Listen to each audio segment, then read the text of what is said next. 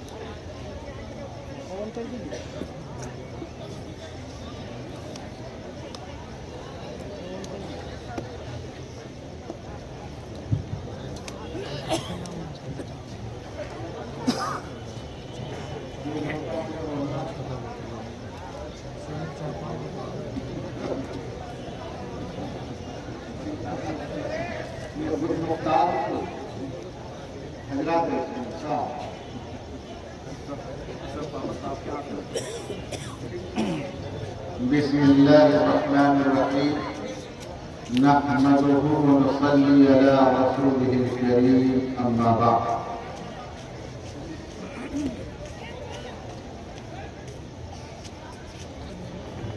قال النبی صلی اللہ علیہ وسلم كلكم راع كلكم مسؤول عن رعيته او كما قال عليه الصلاة والسلام۔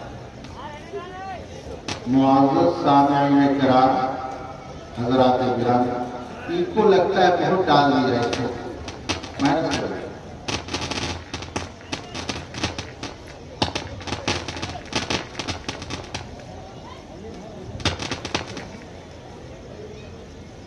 میں نے آپ لوگوں کے سامنے نبی پاک صلی اللہ علیہ وسلم کہ زبان فیض ترجمان سے نکلی ہوئی ایک حدیث کا حصہ پڑھا۔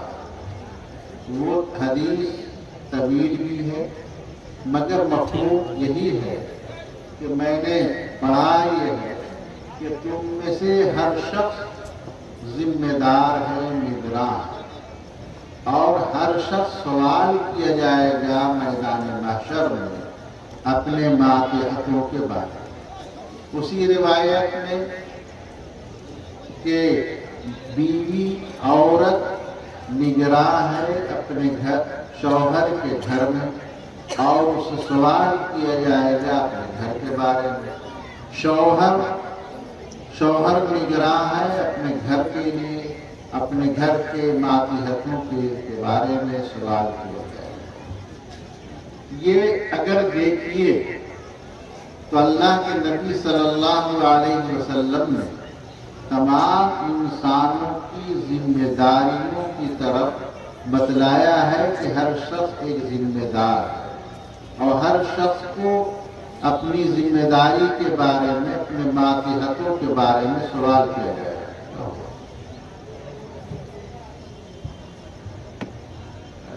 روز ہم لوگ لاؤڈ اسپیکر استعمال کرتے ہیں، اور ہمیں تو کہہ رہے ہو کتنا ہم نیچے فیصلہ رکھتا ہارٹ کے مریض ہے۔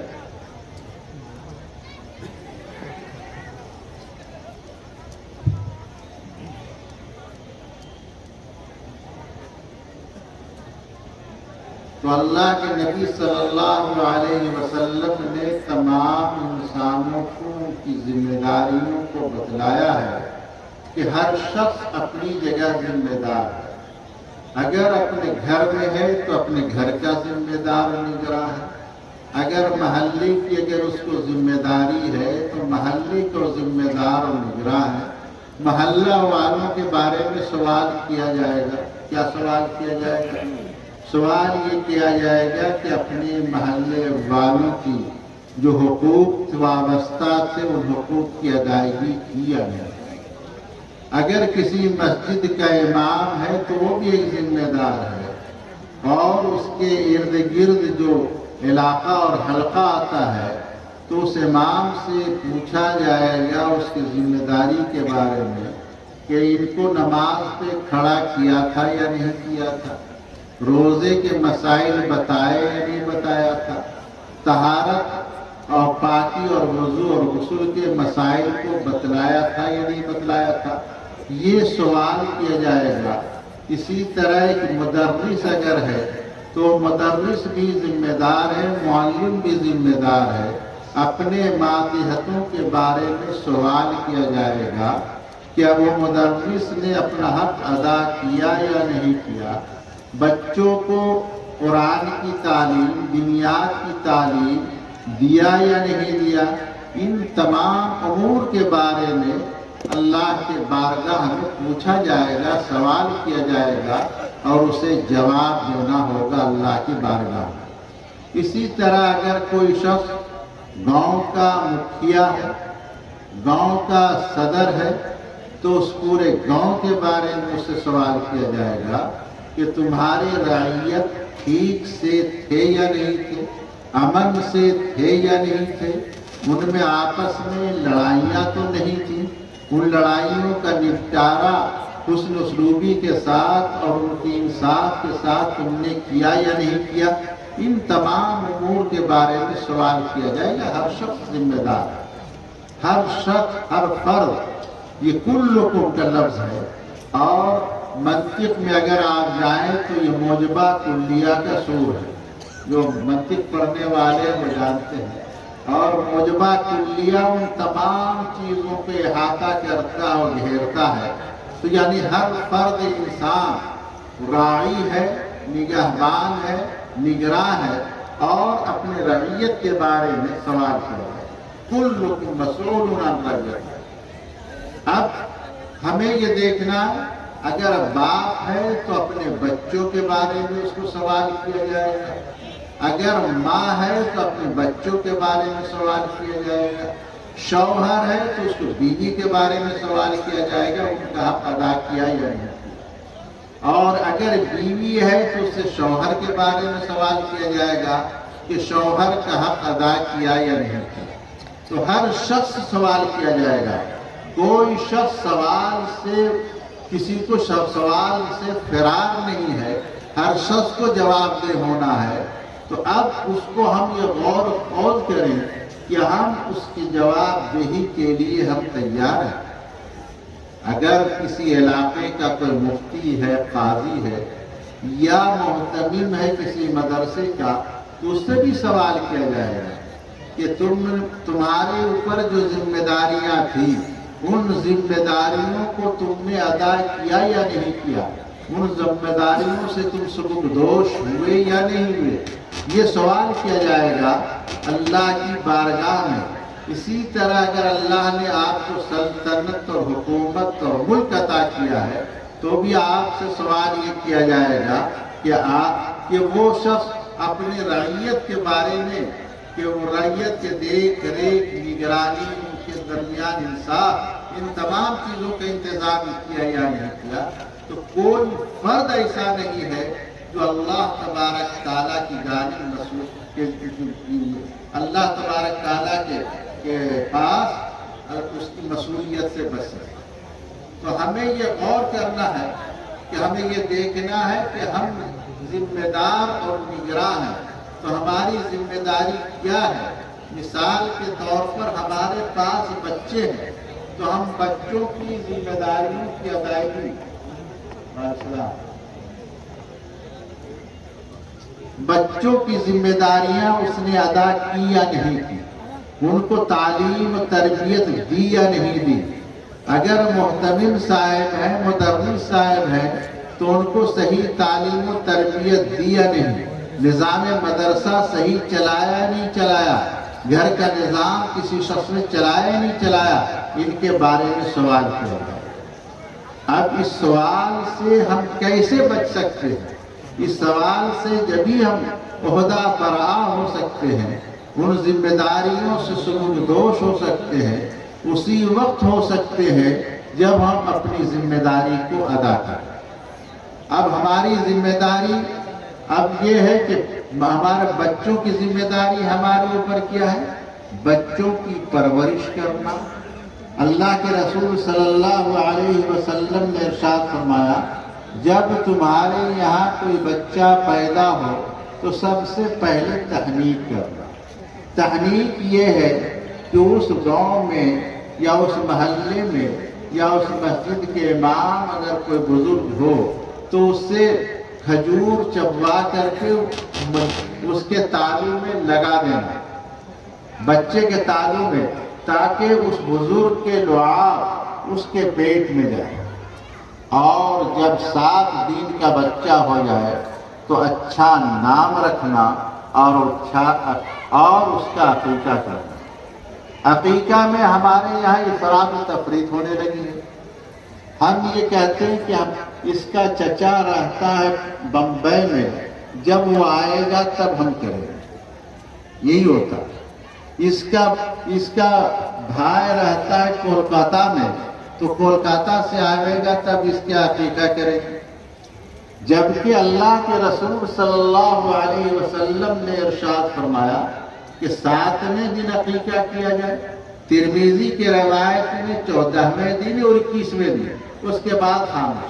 گرچہ ہمارے علماء، ہمارے فقہا نے اس کی اجازت دی ہے کہ 7ویں دن کی رعایت سے 1 سال بعد 2 سال کے بعد اگر کر لیا جائے تو عقیقہ ہو جائے. مگر اس میں بہت افراط تفریط ہو رہی ہے. وہ پورا میلہ ٹھیلا لگتا ہے، بہت سارے لوگ آتے ہیں، بلائے جاتے ہیں اور بہت سارے منکرات اس میں ہوتے ہیں. تو اگر ہم نے اچھا نام رکھ دیا، 7ویں دن یا 14ویں دن یا 21ویں دن ہم نے عقیقہ کر دیا تو بچے کا ایک حق ادا.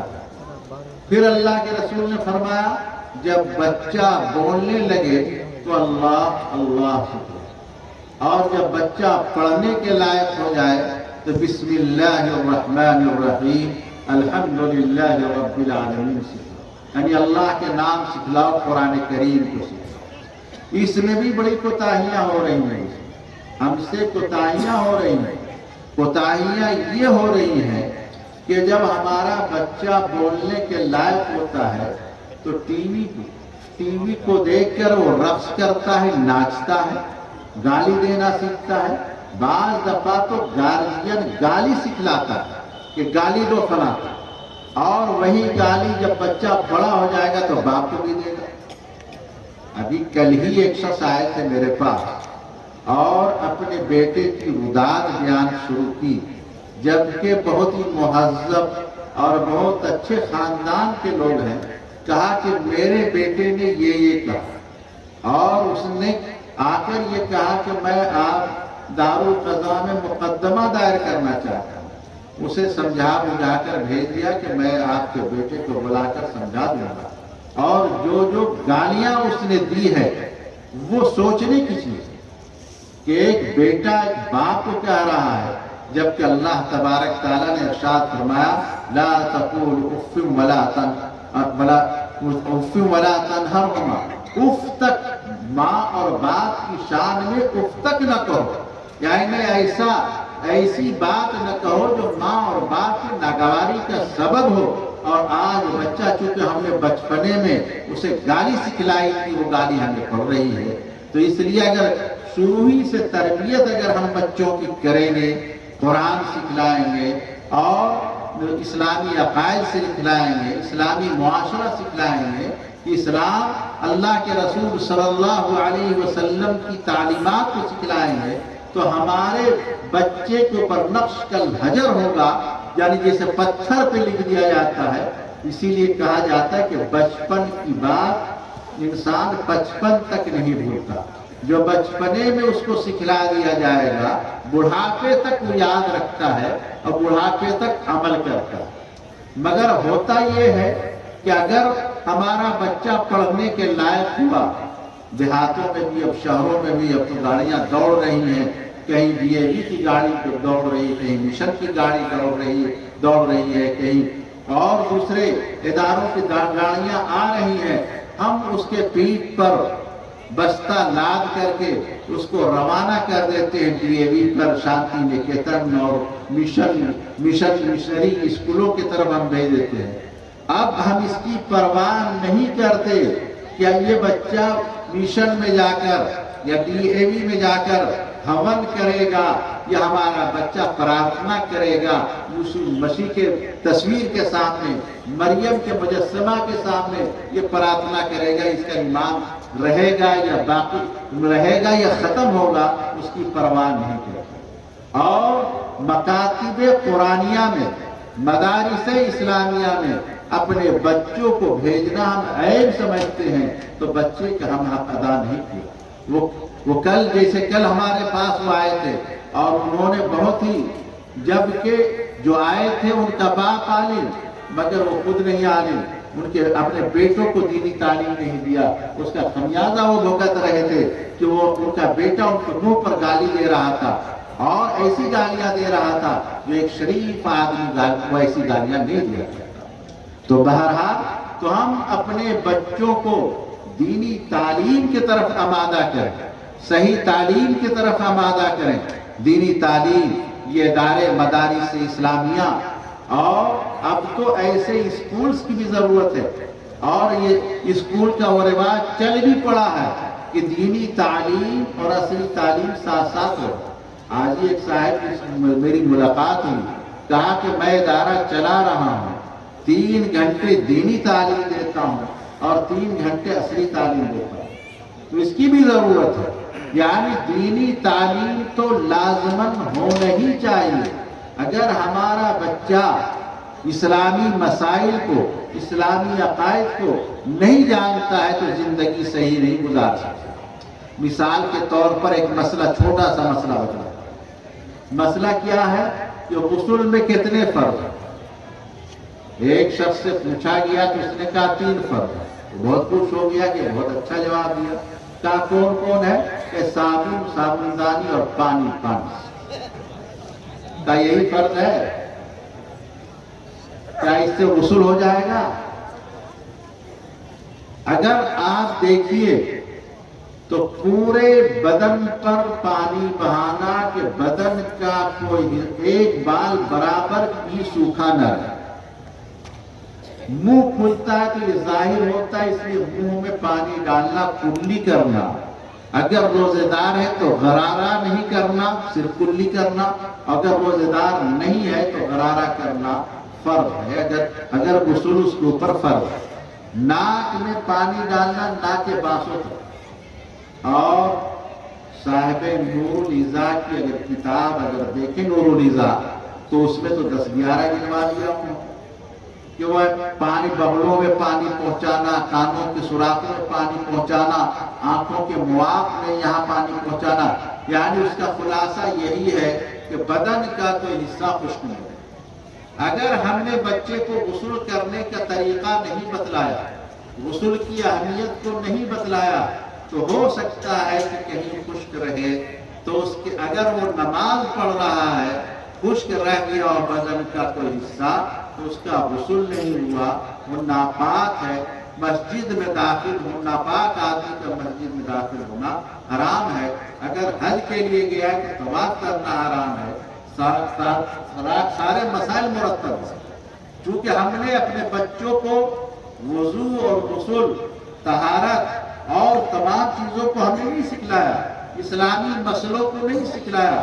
اسی لیے آقا و مولا سرکار مدینہ صلی اللہ علیہ وسلم نے ارشاد فرمایا طلب العلم فریضۃ علی کل مسلم، کہ تمام انسان مسلمانوں پر علم دین کا طلب کرنا، علم دین کا سیکھنا فرض اور ضروری ہے۔ نماز فرض عین، اس لیے نماز کے مسئلوں کو سیکھنا بھی فرض عین۔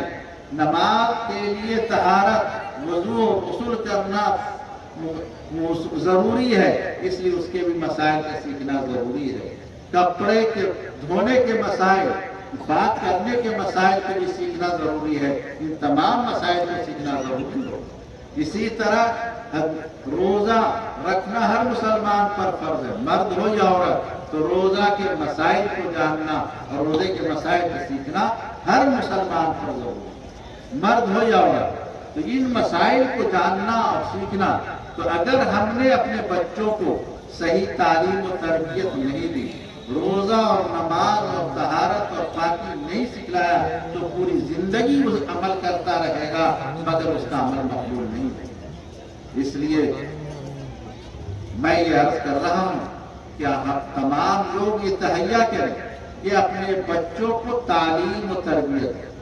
میں یہ نہیں کہتا کہ کسی جامعہ میں بھیج کر بخاری تک پڑھائے، میں یہ کہتا ہوں اس کو دینی تعلیم ہونی چاہیے، چاہے مدارس میں بھیج کر یا مکاتب قرآنیہ میں بھیج کر اس کی ترتیب بنائی جائے اور اس ترتیب کے ساتھ ان کو تعلیم دیا جائے۔ مکتب کی تعلیم تو نہایت ضروری ہے۔ کیا اس کے لیے آپ لوگ تیار ہیں؟ یعنی آج حالات یہ ہیں کہ ہم لوگوں کے رجحانات مدرسوں سے مکاتب سے کٹتے چلے جا رہے ہیں اور ہمارا رجحان اسکول کی طرف جا رہا ہے۔ ہمارے ایک دوست ہیں، وہ کہتے ہیں کہ دنیا فتح کرنے والی تعلیم تو ہم دے دیتے ہیں مگر آخرت میں نجات والی تعلیم ہم چھوڑ دیتے ہیں۔ تو اس لیے آخرت میں ہماری نجات کیسے ہوگی؟ یہ دنیاوی زندگی تو چند روزہ ہے، 50 60 70 سال، اور وہ ابدالآباد کی زندگی ہے۔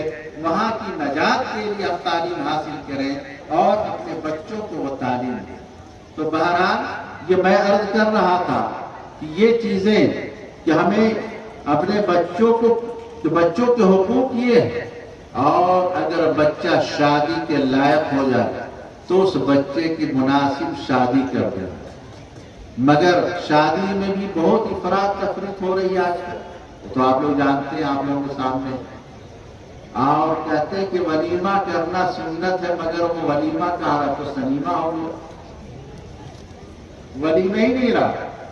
دولہا اور دلہن کو اسٹیج پر بٹھا کر کے اس کی بارگاہ میں زیارت کے لیے آتے ہیں اور چڑھاوا چڑھاتے ہیں۔ غیر محرم عورت کا اور غیر عورت کے لیے غیر محرم مرد کا دیکھنا حرام ہے۔ یہ سنت کے نام پر دین کا پرچہ اڑا ہے۔ ان چیزوں پر غور کریں، سوچیں کہ ہمارا سماج، ہمارا معاشرہ کہاں جا رہا ہے، ہم کہاں جا رہے ہیں۔ ہم خیر امت ہیں، نبی پاک صلی اللہ علیہ وسلم کے نام لیوا ہے، اور ہم کہاں سے کہاں تک چلے جا رہے ہیں۔ اس لیے ہمیں ان چیزوں پر غور کرنا چاہیے۔ اور آگے پھر کیا ہے، یہ بچوں کے حقوق، مگر اس میں جب کوتاہی ہوتی ہے تو آج اگر کسی بوڑھے سے، جتنے بوڑھے ہوں گے یہاں، ان سے پوچھیے اور قریب جا کر بہت آہستگی سے پوچھیے کہ کیا حال ہے، اور ذرا اس کی ہمدردی جتائیے، تو کہتا ہے، وہ بوڑھا کہتا ہوا ملے گا کہ میرا بیٹا میرا کہاں نہیں ہے۔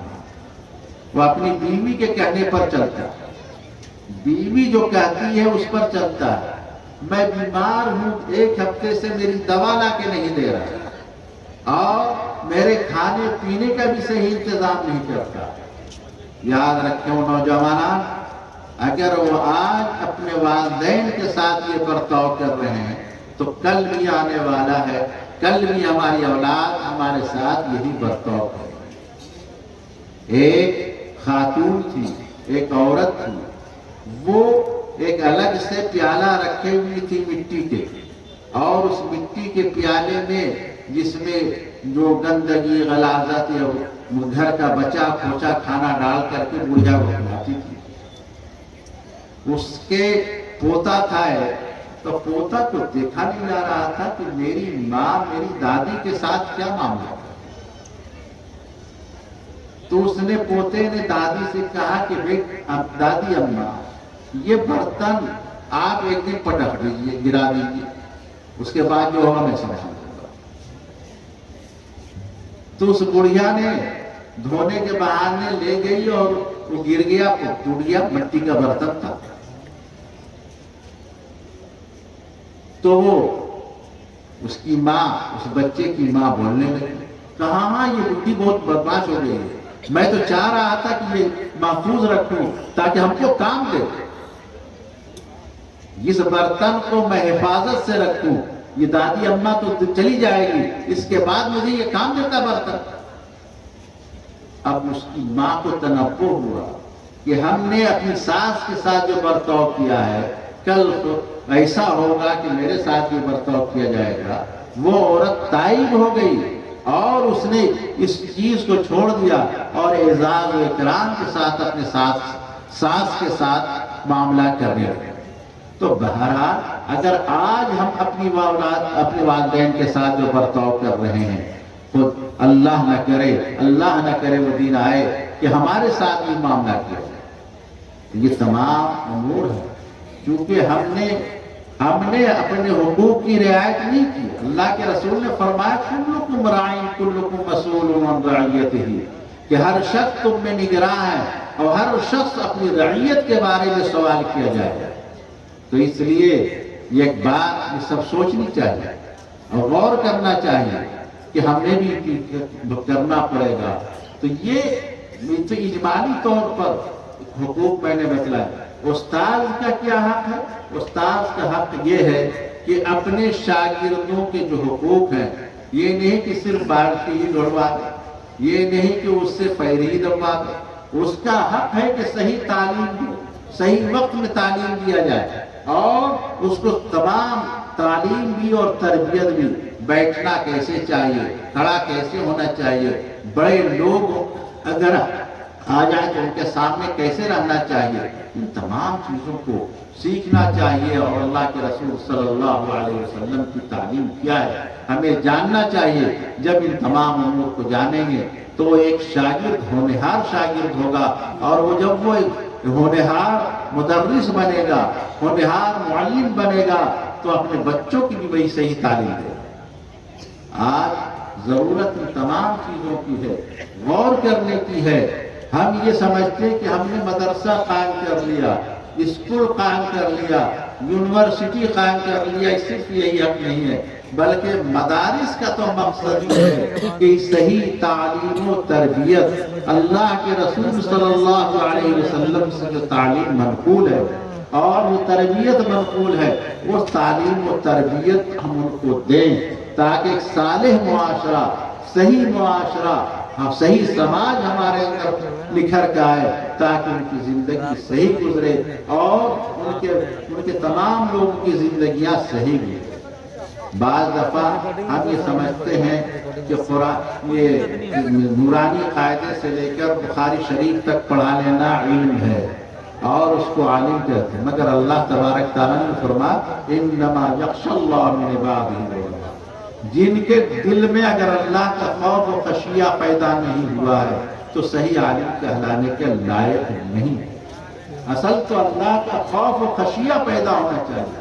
جب اللہ کا خوف اور خشیہ علماء کے دل میں پیدا ہو جائے گا تو انشاءاللہ ثم انشاءاللہ پورا معاشرہ سدھر جائے گا، پورا سماج ٹھیک ہو جائے گا۔ جو کام کرے گا اللہ کے خوف سے، جو کام کرے گا اللہ کے ڈر سے، یہ نہیں کہ بیوی کے مال میں بیوی کی خوراکی میں کٹوتی کرے گا، بچوں کی تعلیم میں کٹوتی کرے گا، بچوں کے تمام چیزوں میں کٹوتی نہیں کرے گا، اس کا حق ادا کرے گا۔ اور چونکہ اللہ کے رسول صلی اللہ علیہ وسلم نے ارشاد فرمایا کہ بہترین صدقہ، بہت سارے لوگوں کے بارے میں سننے میں یہ ملتا ہے کہ وہ سننے میں ملتا ہے کہ وہ مسجد بنوا دیا، مدرسہ بنوا دیا، فلاں کر دیا، اور گھر کے حال اگر جھانک کر دیکھو تو کئی دنوں سے فاقہ ہے یا صحیح طور پر خالی صرف روٹی مل رہی، سالن نہیں مل رہا ہے، یہ حق ادا نہیں ہوا۔ اصل تو اللہ کے رسول صلی اللہ علیہ وسلم نے ارشاد فرمایا کہ سب سے بہترین صدقہ ہے جو اپنے اہل و عیال پر کیا جائے، اپنے اہل و عیال، اپنے بچوں، اپنی بیوی، اپنے والدین، رشتہ داروں پر جو خرچ کیا جائے وہ بہترین صدقہ۔ تو اس لیے یہ ہم سمجھتے ہیں کہ اپنے بیوی بچوں کو کھلانا یہ باعث ثواب میں بلکہ یہ تو فرض ہے۔ بیوی اور بچوں کا نفقہ ہر انسان پر فرض ہے، ہر انسان کو ادا کرنا ضروری ہے۔ اس لیے اس کے ادائیگی اگر صحیح طور پر ہوگی تو اس کی زندگی صحیح طور پر اگر وہ ادا کر رہا ہے تب تو گویا کہ اس کی نجات ہوگی۔ اگر اس نے کوتاہی برتی ہے، مال رہتے ہوئے مسجد بنوا رہا ہے، مدرسہ بنوا رہا ہے، فلاں بنوا رہا ہے، میں یہ نہیں کہتا، مدرسہ بھی بنوائیے، اس میں بھی خرچ کیجیے، مسجد بھی بنوائیے، اور اگر اس کا متحمل ہمارے بچے اور ہماری بیوی اور ہمارے اہل خاندان اگر ہے وہ بھی کیجیے۔ سیدنا ابو بکر رضی اللہ تعالی عنہ جب چندے کی اپیل اللہ کے رسول نے فرمایا تو حضرت ابو بکر صدیق رضی اللہ تعالی عنہ پورا احساسہ گھر میں جو کچھ تھا جھاڑو لگا کر تمام چیزوں کا اللہ کے رسول کے خدمت میں پیش کر دیا۔ سیدنا عمر فاروق رضی اللہ تعالی عنہ آج یہ سوچ رہے ہیں کہ آج تو میں بڑھ جاؤں گا حضرت ابو بکر سے، کیونکہ حضرت ابو بکر کے پاس اس وقت مال و متاع نہیں ہے، تو انہوں نے ہر چیز کا نصف آدھا اپنے گھر کے تمام اثاثہ تمام سامانوں کا آدھا اللہ کے حضور کے جناب میں پیش فرما دیا۔ اللہ کے رسول صلی اللہ علیہ وسلم نے جو سوال فرمایا ہے وہ بھی دیکھ لیا کہ اللہ کے رسول صلی اللہ علیہ وسلم نے یہ نہیں پوچھا تم کتنا لائے ہو، بلکہ اللہ کے رسول نے پوچھا تم کتنا گھر چھوڑ کر آئے۔ تو حضرت عمر فاروق نے کہا یا رسول اللہ میں اپنے گھر میں آدھا سامان چھوڑ کے آ رہا، آدھا سامان آپ کی خدمت میں لے کر آیا۔ اور حضرت ابو بکر سے جب پوچھا کہ تم کیا لے کر آئے ہو اور کیا چھوڑ کر آئے ہو، کہا یا رسول اللہ میں اپنے گھر میں اللہ کا نام اور رسول اللہ کا نام چھوڑ کر آیا، یعنی تمام سامان لے آیا۔ حضرت عمر فاروق رضی اللہ تعالیٰ عنہ فرماتے ہیں کہ میں نے اس وقت یہ سمجھ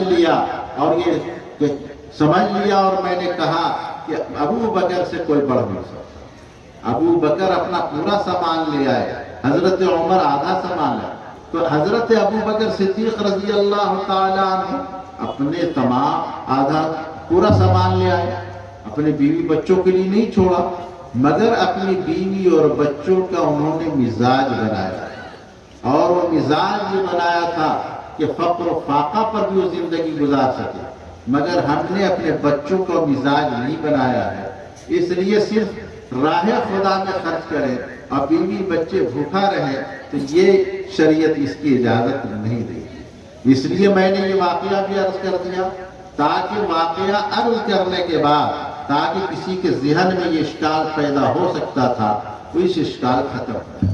تو بہرحال میں یہ عرض کر رہا تھا کلکم راعٍ کلکم مسئول عن رعیتہ، تم میں سے ہر شخص نگراں ہے اور ہر شخص اپنی رعیت کے بارے میں سوال کیا جائے گا، اپنی ماتحت کے بارے میں سوال کیا جائے گا۔ تو اس لیے ہم اس کی تیاری ہم نے کیا کی ہے کہ ہم نے کیا تمام لوگوں کے حقوق ادا کر دیے، اپنے بھائی کے، اپنے بہن کے۔ اب بات یہ ہے کہ ہمارے سماج اور معاشرے میں چلتا ہوا ایک مسئلہ بھی عرض کر دیا، اگر کسی شخص کا انتقال ہو جائے اور انتقال پر اپنی جائیداد چھوڑ کر مرتا ہے، گھر مکان مال مٹیریل بینک بیلنس چھوڑ کر مرتا ہے، تو اس میں بھائی اور بہنوں کا حق ہے، مگر بھائی اور بہنوں کا حق تو یہ ہے کہ بھائی کو 2 حصہ ملے گا بہن کے مقابلے۔ اگر مثال کے طور پر ایک بھائی ہے اور 2 بہنیں ہیں تو 4 حصوں میں جائیداد تقسیم ہو کر 2 حصہ بھائی کو اور 1 حصہ بہن ہو گیا نا، یہ اولاد میں ہوگا۔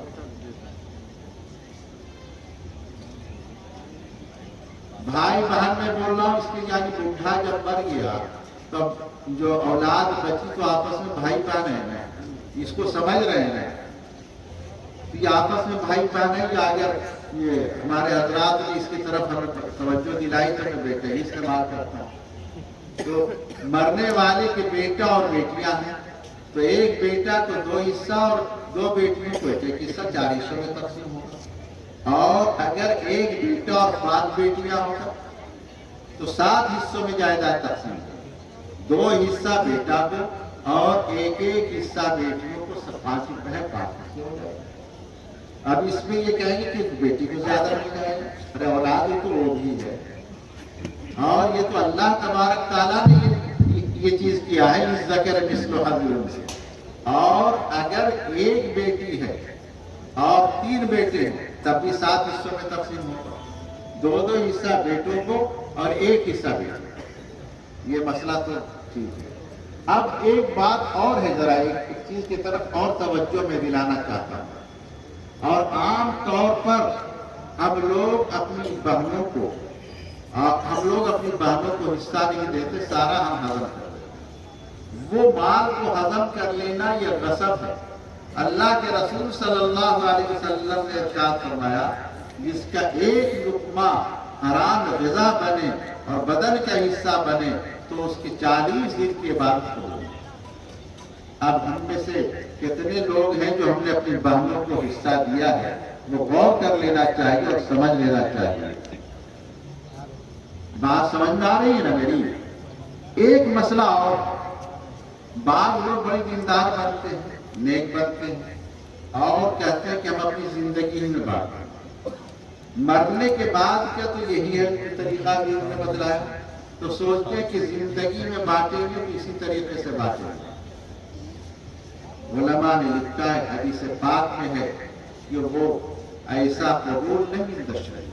शरीयत के नजदीक वो सही और मोतबर नहीं है, बल्कि बेटा और बेटी के दरमियान बराबरी करना पड़ेगा। अगर 3 बेटे और 2 बेटियां हैं तो 5 हिस्सों में तकसीम होगा।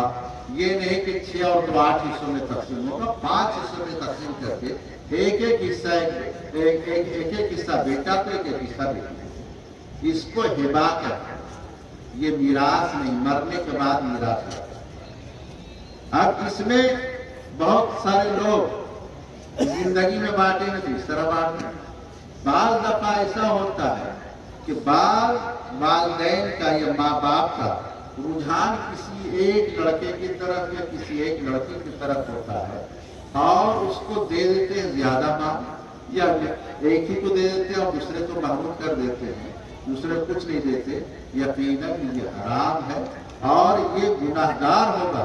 अल्लाह के रसूल ने फरमाया, एक रसूल हदीस में है कि एक शख्स अल्लाह के नबी सल्लल्लाहु अलैहि वसल्लम की खिदमत में हाजिर हुआ, कहा या रसूल अल्लाह, मैंने इसको दिया है अब एक गुलाम। तो कहा कि क्या तुम्हारे और भी औलाद है? तो अल्लाह के रसूल ने जब पूछा तो कहा या रसूल अल्लाह, मेरी तो और औलाद है। क्या सबको क्या गुलाम दिया है? कहा कि नहीं, सिर्फ इसको दे रहा हूँ। और उसने ये शर्त लगाया था कि इस पर गवाह मुकर्रर करो। अल्लाह के नबी जब गवाह बन जाएंगे तब लूंगा। तो अल्लाह के नबी सल्लल्लाहु अलैहि वसल्लम ने फरमाया कि इस जुल्म पर मैं गवाह नहीं हूं। ये जुल्म है कि एक को दिया जाए दूसरों को न दिया जाए। तो इसकी तरफ भी आजकल बहुत सारे लोग कि हमारा फला बेटा अच्छा करता है, मेरे साथ काम करता है, मेरे साथ फला करता है, मेरी खिदमत करता है। ये खिदमत के एवज में नहीं है, औलाद होने के एवज में ये मीरास है। तो हर एक के साथ रियायत होनी चाहिए। हिबा के अंदर मुसावात और बराबरी होगी और हिबा के अंदर और मीरास के अंदर जो अल्लाह तबारक तआला ने कुरान करीम में जो इरशाद फरमाया है, उस कायदे और कानून के मुताबिक। बहरहाल तो ये हमने उनके हुकूक की रियायत नहीं की। तो असल यही मैं अर्ज कर रहा था कि अल्लाह के रसूल सल्लल्लाहु अलैहि वसल्लम ने इरशाद फरमाया, कुल्लुकुम राइन कुल्लुकुम मसऊलुन अन राइयतिही। तुम में से हर फर्द निगरां है और हर शख्स अपने मातिहतों के बारे में सवाल किया जाएगा। ये चीज ज़ाब्ता है। तो आज ये हमारा पूरा मजमा यहाँ इस बात का अहद करे और इरादा करे कि इंशाअल्लाह सुम्मा इंशाअल्लाह पूरी जिंदगी शरीयत पर अमल करें। और साथ साथ ये है कि हमारे ऊपर जितने हुकूक कायद होते हैं, अगर हम बाप हैं तो बेटे के हुकूक हैं, अगर हम बेटा हैं तो बाप के हुकूक हैं, और अगर हम शौहर हैं तो बीवी के हुकूक हैं, तमाम के हुकूक। अगर मोहल्ले में अगर हम चेयर पर्सन हैं यानी मुअज़्ज़ज़ शख्सियत है तो मोहल्ला वालों के हुकूक है। अगर हम इमाम है तो हमारे मस्जिद का हक है। अगर हम मुहतमीम है तो हमारे तलबा का हक है। अगर हम मुअल्लिम है तो हमारे तालिब इल्मों का हक है। सब का हक है। तो ये इरादा करें کہ ہم میں سے ہر فرد اپنے تمام ماتحتوں کے حقوق انشاءاللہ ثم انشاءاللہ ادا کریں گے نا بھائی. اور اگر کسی کے بارے میں نہیں معلوم ہوگا تو علماء کرام و مفتیان کرام سے پوچھ کر کے انشاءاللہ اس کو ادا کریں گے. وآخر دعوانا الحمدللہ رب العالمین.